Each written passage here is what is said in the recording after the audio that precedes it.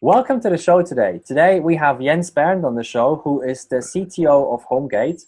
And I'm very excited to talk to you today about the transformation in the real estate business in terms of what's going on, what's going to happen. Very excited to hear your story as well. So let's dive right into that and start there. Jens, tell us a little bit about yourself, about your journey as a leader, as a person that got you to where you are today. Yeah, thanks first for having me here, Daniel. So about my story, let's start about the person maybe a little bit, because before leadership there was the person. So it all started with curiosity. So back in 1984, I think there is a start when my dad brought the first Apple II with us. And over Christmas. And in the first days, I crashed this joystick because there was this game like Decathlon, where you needed to put the joystick very fast to make fast moves. And I broke it one day after. So that was the moment where I needed to find out what can I do with this computer, because no joystick, nothing to do. So, and this was mainly the start of engineering for me. And from there, it proceeded. So I was very curious about the technology. And then when I got 16, I developed the software and it gave the computer for my first motorbike. And then I got another computer, developed some kind of software and changed it for my first car. So, and this was mainly the situation how I came to engineering. It was all about curiosity. What can you do with this kind of technology and help other people to make their business or their daily business better. After high school, I started studying medical computer science, which was mainly about MRI technology in the early days. And even I saw the potential of this technology.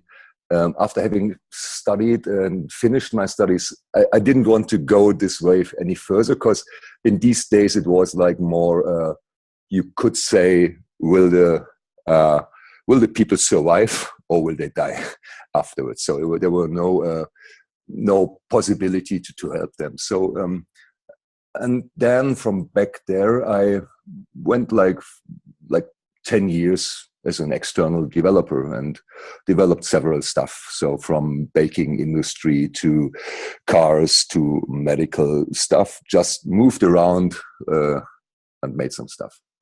And then the bad days came. So the story is also about fail. Yeah, it's in around 2000 when this technology blasted away, and I was sitting in my home office waiting for a call. Is there someone who wants to hire me? But no one hired me. And then I made a move to Volkswagen and joined their engineering team there. And it was mainly waterfall. So here, there is a project. We worked 6 months on these requirements and now type them down, recognizing afterwards that no requirement was needed. And so these were these days of software development. And from there, I joined Toyota in Cologne and had them to develop their first car configurator.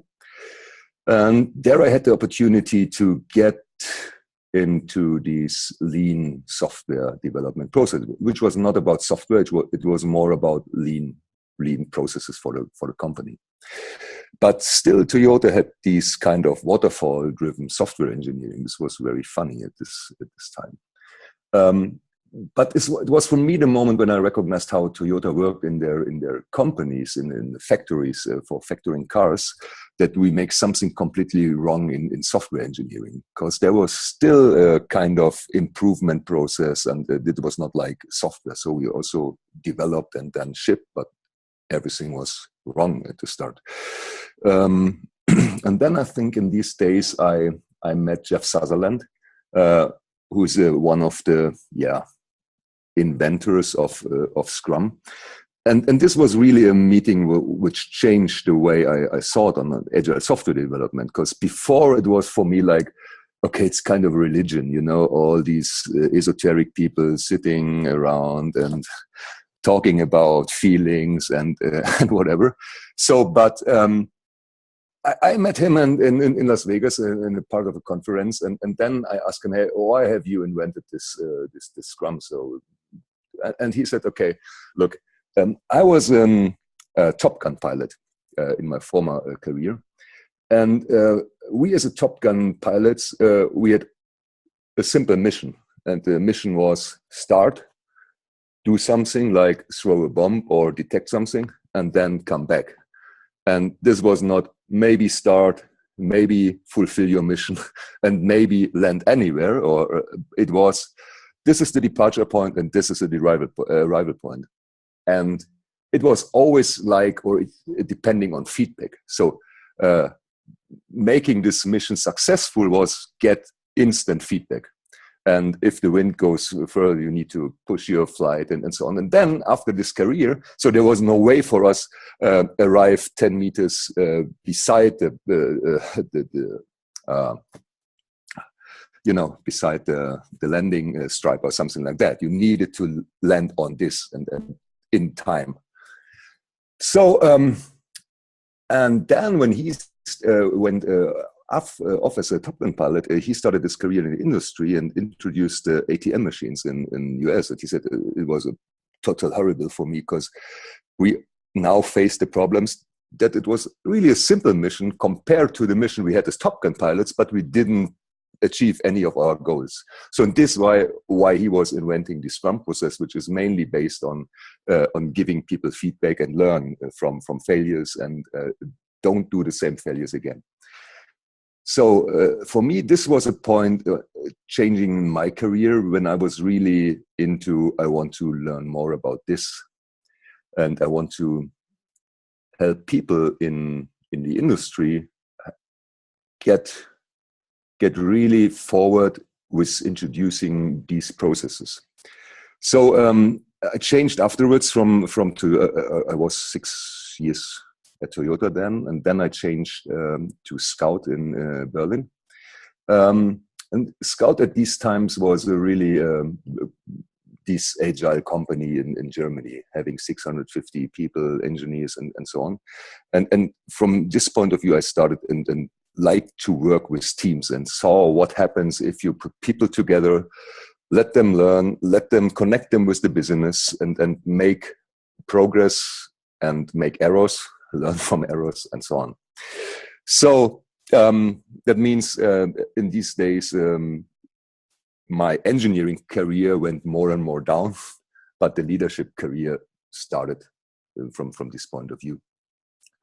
Yeah, then at Scout, I was leading the Austrian platform when Scout introduced it. And afterwards, so for 2 years, making the portal to the biggest one in Austria. And then I was heading as a head of technology, the developer segment of Scout in Germany. This was also the times when Scout got public or went public. And for me, really two great leaders came on board, which was Greg Ellis as the CEO of Scout and Richard Darnell as the CTO. And from both guys, I mean, the learnings what I had was, okay, if you have the right people in place and if you have the trust, then the magic happens. So don't try to top-down manage people. Yeah, and then after these, I think it was 2.5 years, I decided for me to make the next step where I wanted to have the complete responsibility for making change and building other teams. And yeah, then the opportunity for the CTO of Homegate came. So that's why I'm here now. Perfect. Thank you so much for that story. I mean, there's so much wealth in there from a point of learning as well and from a point of passion, because, I mean, just to recap that, just trying to condense it into something like really specific, I would say like the reason you started your career in tech is because of passion. You were just curious. You loved digging into those kinds of things. It was just like, you were always excited when you were able to do that. And you were curious, you would always learn something, and you would just follow that path and follow that passion. And I think that's such a crucial point there. And then the other part where it was more about the leadership, it sort of occurred in the same way. You wanted to learn something learn something more, learn something bigger.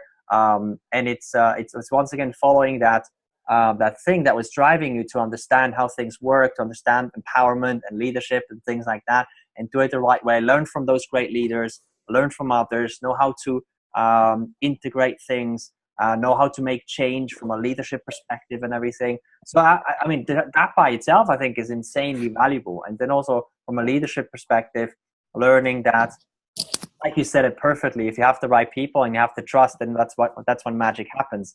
I mean, I think there's no better condensed sentence than this that goes to the heart of things. So I really, really appreciate you sharing that story. I want to dive into one aspect a little bit more there when it comes to leadership, because you made that conscious decision to say, okay, I'm not going to do engineering my entire life, but I'm going to actually do now leadership. And I know there will be a compromise, which will be less tech and more leadership. What sort of like, what was the trigger for you? What was sort of the inspiration for you to make that shift and now actually, become also CTO and be in charge of the entire responsibility, where, being an engineer itself is the smallest part of the job? And this was pretty one of the hardest thing to make a decision, or let's say better, to recognize that you have to make a decision, because I was always in tech, so since the last 30 years, so I was, as you said, really passionate and curious about new tech, and this never stopped, also not now. But when I went more and more in leadership positions, I recognized that there are many people outside which are much more better than me in tech. And when you are going into the leadership point of view, and then you try to explain the people what you would like to do in tech and how they have to do it, this is not a seed for growth for them, So you need to make the decisions. Okay, maybe I saw these kind of failures we will make in the next 2 months. I saw them again, or I saw them in the past, but I need to let the people make their own failures to grow, and not try to help them with your not more super professional technology skills. Because I mean, when you take a look over the last 5 years, which how the technology changed, and then you can't have as a CTO if you're the best engineer as a CTO in a company like Homegate or Scout, then I think you won't have a big future as a company. So that's, I love that. Mainly the decision why I said, okay, I need to step back. I have my free time and the spare time, and then there I still try some hacks, and sometimes good, sometimes not. But at the office, I only ask questions, and that's okay. So I love that. Also from a perspective of learning. I mean, what you just shared there, I mean, this is huge. I mean, if I just pick out one point that I just really learned a lot was, letting make people their own mistakes, because you can be the leader and you can tell them, look guys, if we do it that way, it's going to be great. We're not going to make any mistakes.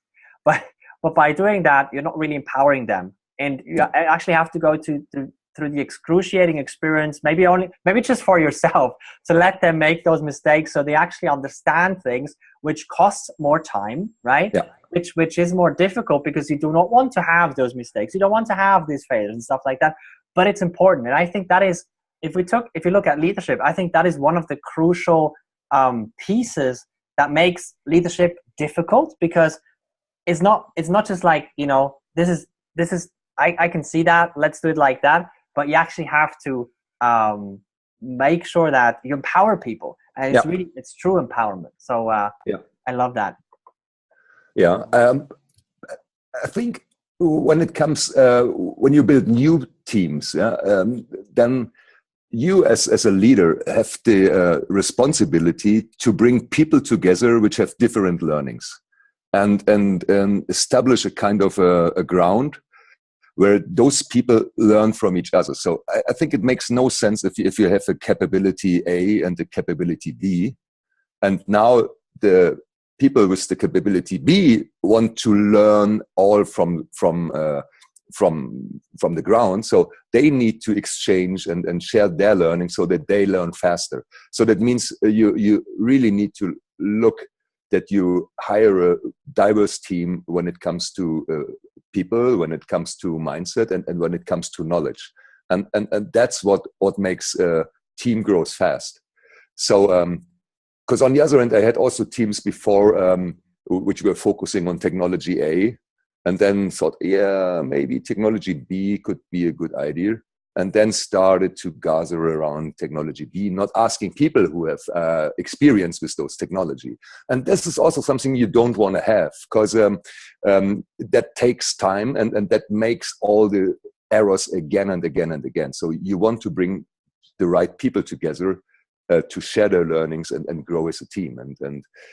But it's not a good idea if you as a leader start talking about do this like that or that or that. So that's such a crucial point there. Letting teams, in whatever sense, exchange with each other, share best practices and things like that is a massive, cut in the learning curve, and it just, once again, it helps them to empower themselves because they get to exchange with peers. Yeah. This is great. Amazing conversation already. I love it. Couple of things I want to dive into in terms of the present. So now you're at Homegate. You're the CTO. You're running this fairly large organization from a tech perspective. I'm curious, like what's most exciting right now? What's on the plan? What are you working on that's most exciting you? Yeah, so currently we are working on basically reinventing our platform. So Homegate is the biggest and the best known brand in Switzerland when it comes to real estate portal. And over the last 16 years, the guys really made a great job what they built from the scratch. But over time, like it happens in software development, you have a big ball of legacy. And things become harder and harder to change. And on the other hand, the market wants more features in less time. So we are now in a situation where we, on the one hand side, grow the team, and on the other hand, start kind of a modularization of the software so that we can speed up our delivery process and deliver independent what we can't today, and becoming really, really fast in making changes and things like that. Because at the moment, I think the features we have on the portal are pretty normal. So it's cool. You find your home, but we want more in the future. I think we want to offer our consumers a kind of a new search experience and helping them really to find not only one home, to find the best home and your best home where you feel good and where you're sure that you made a good decision, whether you rent it or you buy it.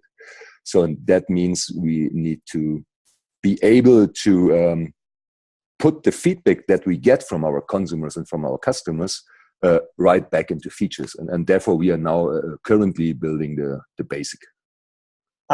I love that, and I want to dive right into that. So so let's jump right into this, because we had such an incredible conversation last time about this, and I was so inspired to hear your perspective on where you think platforms like that are going in the future, how they're going to work together with the emerging technologies and things like that. So what's your perspective on let's just stay on topic of the industry, real estate platforms, and platforms like Homegate. Where do you think, how do you think people will find their new homes in 5 years from today? Yeah, so let's maybe step a little bit back and let's face where we are today. So today, mainly people are going to a portal years before to a newspaper and we're looking to the advertisement. So then the portal was the difference. You don't need to look around the whole newspaper, but now you can to enter an address and maybe a street and say, okay, so I want to live beside the street or in this town. But it was not kind of changing the way you are looking for homes. It was whether you take a newspaper or now you take your iPhone or your desktop. But the way you are searching is mainly the same. You need to know where you want to live. So this is where we are today. And I think in the future, it's more about, hey, let's give us some of your information and we show you the best way for you where you could live.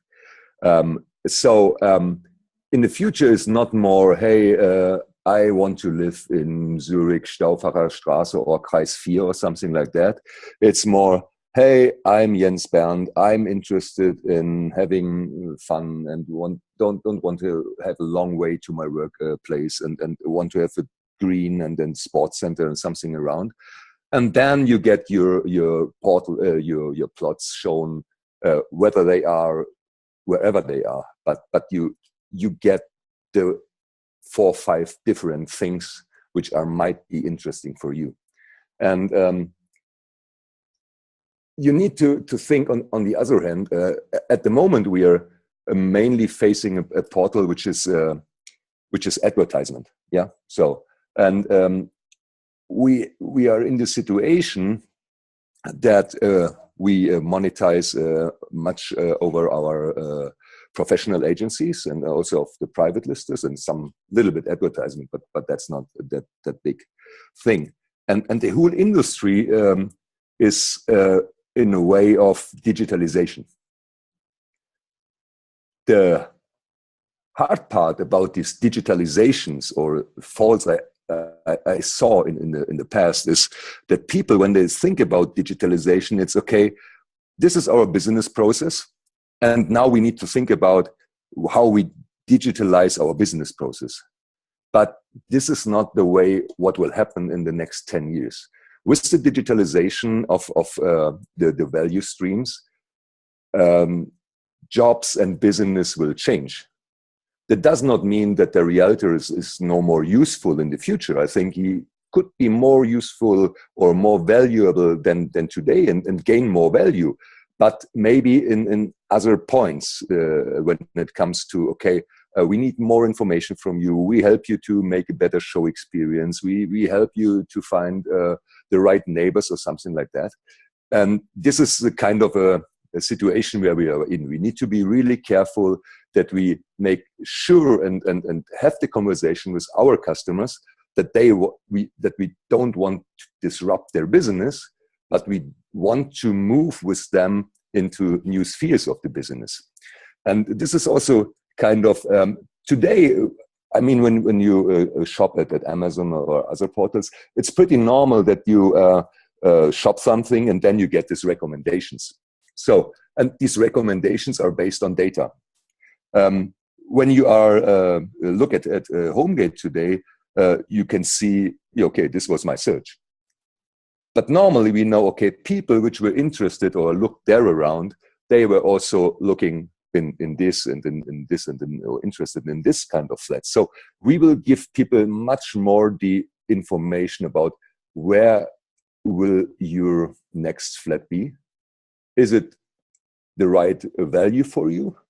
And maybe in the future more, don't present 100 leads to a realtor because of one of these 100 could be an interesting one, but give them maybe these 10 or 2 which are really fit.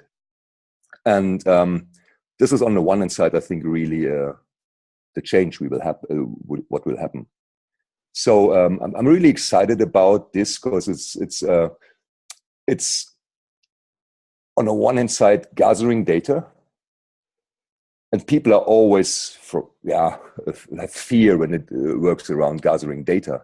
But on the other hand, you make a decision for your life, or it lasts for years of your life, and you don't want to have the experience that you start in a new flat and then you recognize, whoa, there is a motorway or here's a pollution or something like that.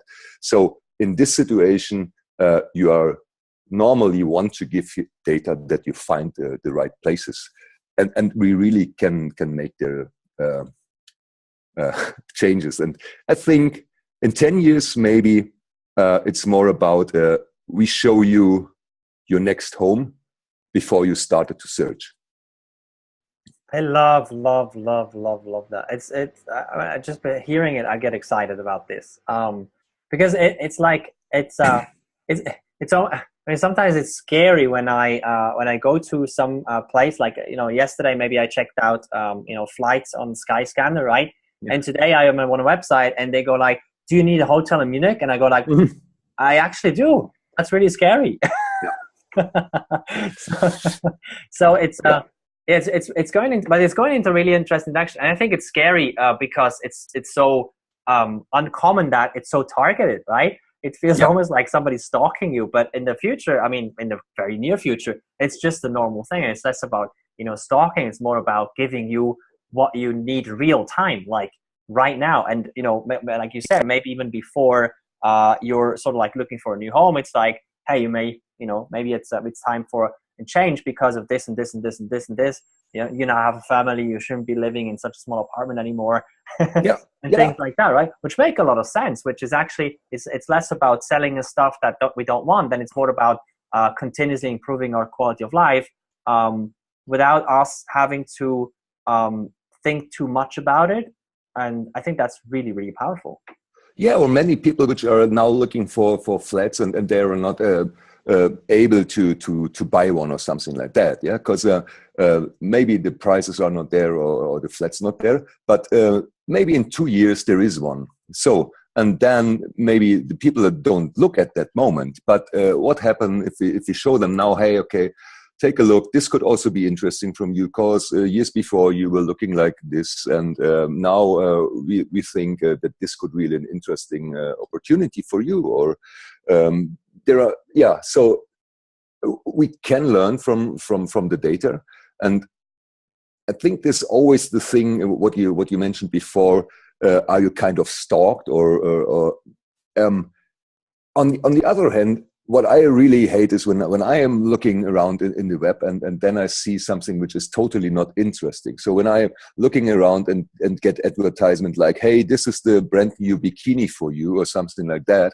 And so then better show me a car or a Apple IIe or something like that. Or at the end I can push on the ad blocker or something like this. So, but I like it being target and get valuable information for me, because at the end these valuable informations help me to save time for my decisions. So it's and maybe make the better decisions. Massively, yeah. And I agree, you know, the bikini advertisement certainly is annoying. And the car will be better. And I'm really curious, you know, to watch this interview in 10 years from today. To see sort of like, to look back and say, oh, remember this interview? And, you know, we only saw like those 2% that are actually real today, right? We only saw those 5%. And now it's so much more, you know, advanced, and we're thinking about buying a home, and then it's flashing up on whatever. And it's I mean, when you look around what happens here, also in the BIM industry and so on, you could also imagine that in 10 years, the houses tell you, hey, I'm free, or something like that. So I mean, maybe 10 years it's fast, but on the other hand, if you look 10 years back, I mean, 11 years back from now, there was no smartphone. There was no way of direct communication. Usually people were sitting with a newspaper in the train or something like that, and no one had this smartphone was looking on. And today this is totally changed. And this is 10 years from. So that means technology goes faster and faster and faster. So what will happen in 10 years? I think it's good when we all have our fantasy, but at the end, I think it will go much more faster than we all think. And but this is as always, you can react on this change with fear or fight against the change, or you can love it and see it as a big chance. So, and as long as we change, there is a big chance. So absolutely agree. Absolutely. So I'm very excited to look back on the interview. Now, I want to take a quick jump back to your role as CTO, because I'm always curious about this when somebody's in a role where they have basically, they're in charge of the entire thing. which, you know, is great from a change perspective, it also comes with a lot of challenges. For example, in your role, you're running the operations, and at the same time you're in charge of innovation and strategy and things like that. So it's sort of like those two main huge areas. And I mean, my main question is, how do you run this and be innovative and be strategic and at the same time stay sane as CTO? Yeah, it's a kind of a ambivalent personality you need to have or something like that.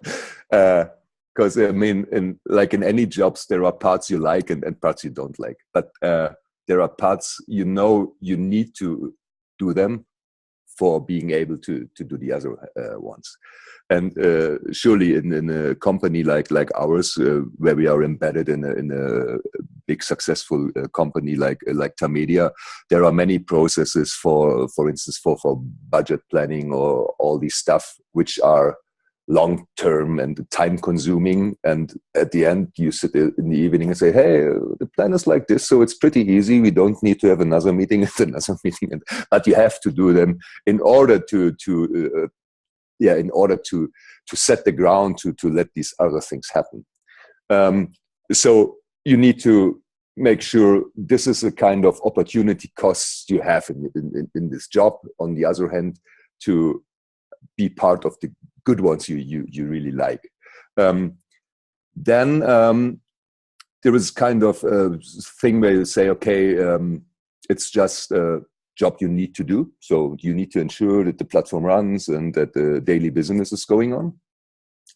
And this is sometimes more about talking with people, because when you start being innovative and think about the future, no one is interested in keeping the current things going and then make smart improvements. So anyone wants to drive and say, okay, so now we are doing this and this. So we are now having a hackathon next week, and we have 60 ideas gathered in 2 days what we could all do.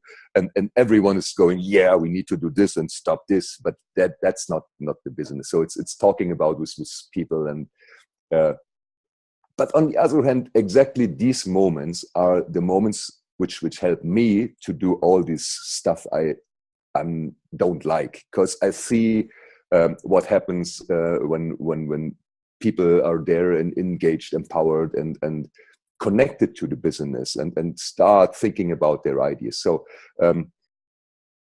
making a conclusion, I think it's about, as long as I have more time fun, then everything is okay. It starts getting hard if you think, okay, well, 80% of my time I'm sitting here and don't have a chance to make the difference.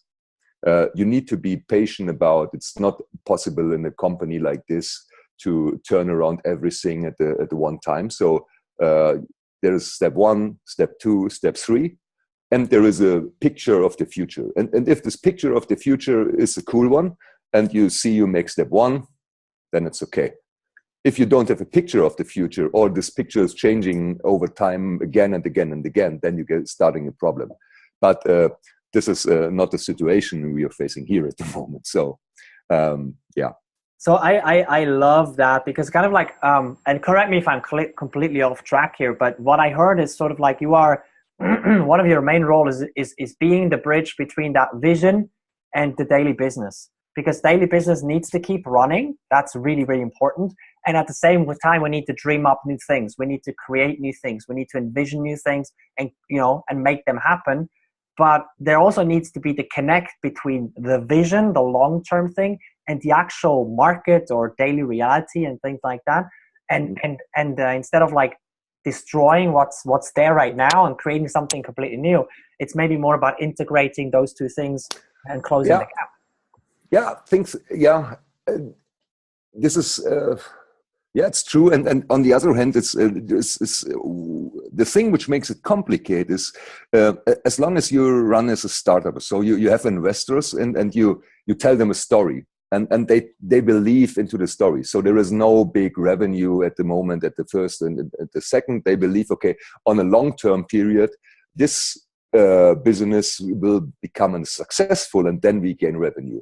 When you're working at companies like this or Scout or Toyota before, they are successful companies. They gain revenue and they want to grow revenue. So that's basically our business.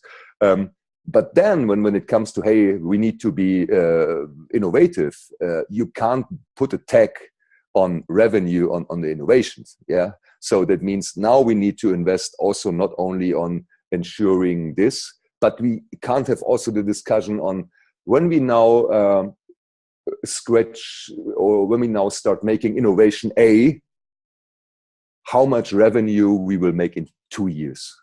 So, and this is, I think, this is also the situation where my job is important to ensure that we get the right border, that we help the business grow, that we help to that we help our customers to become more successful. And if we ensure those both things, then we have the time for innovation as well. And then it's like the cycle. But if we, I mean, let's face the reality. If we don't grow revenue, if our customers don't feel that we help them to make better business or being more successful, then all these innovations are just in my head, but they will never come out and then get on the market. So this are the preconditions for being innovative in a company like ours. Ensure that the business runs and ensure not only that it runs, ensure that it grows, and ensure that the customers are getting more successful.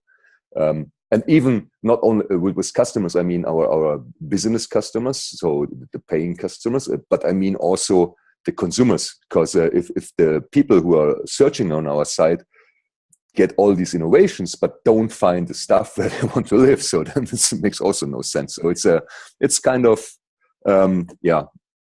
playing the wheel and make sure that this happens. Yeah, absolutely. Like the brilliant point there, making sure that innovation has an actual impact on the bottom line, the business, the customer experience and things like that, and then not just fancy things out there. Brilliant. Love that point. Now, one question, because one more question about many people are gonna watch this, and I always love to make the connection between the audience and the interview guest, and make sure that whatever, if there is an overlay in resources, capabilities, or something like that, that there's a connection happening. So if you could have a magic wand right now and you could wave that and create anything you want or have access to anything you want, what would be one or two things that, if you had access to them, would make the transition, the growth and things like that either faster or a bit easier? Good question. So I learned whenever you need time for an answer, say good questions or something like that. So really good question. I think on the one hand side, really getting customers in which are open for a discussion on how the business will change over the next 5 to 10 years without having fear on losing parts of their business, more with thoughts on what kind of business we can achieve more or beside our business. So this is really one thing, because I think this is what we really need. And the other hand, it's diverse people which are interested and keen and curiosity in making an impact and really like the thought on, I can have an impact on how people find their new homes. So if they think, okay, I really want to help people to find their good homes and make good decisions, and this is something, maybe 2 or 3 decisions in a lifetime, and that's something I want to be a part of, then we are open for everyone who helps us there, because we have many open positions in different fields, so starting from iOS engineering to data engineers and full stack engineers, product people, whatever. So the mindset and the openness, the curiosity, and being team player, that's something we need and we want to have. Yeah, I loved about, you know, how you put the focus on the people, and also how you I love this, because this is a common thread in all of our conversations and in this interview as well. It's sort of like that impact on how people find their new homes. I think that's the essence of it, and I love how you communicate that essence. And if people buy into that, I think that is the ideal alignment for, you know, it doesn't matter what it is. It's customers, partners, talent, whatever it may be. So I love that. Now, last step, where can people, what's the best place for people connecting with you, learning more about the company, keeping in touch with you, keeping in touch with the company? What's the best place, or the two best places to do that? Yeah, I mean, best place is homegate.ch. So have a look there. And for getting in touch with me in person, also you can come over Homegate or a LinkedIn profile. I'm also here on several meetups over the next months. So, but I think basically these are kind of perfect. Perfect. So we're going to link to them below the video, so you can check it out, and they can go there. So thank you so much again for being part of this, for sharing your story, sharing your insights, your wisdom, your experience, your learnings. Really, really appreciate it. Thank you so much. Okay, Daniel. Thank you so much. Really appreciate it. And have a good day.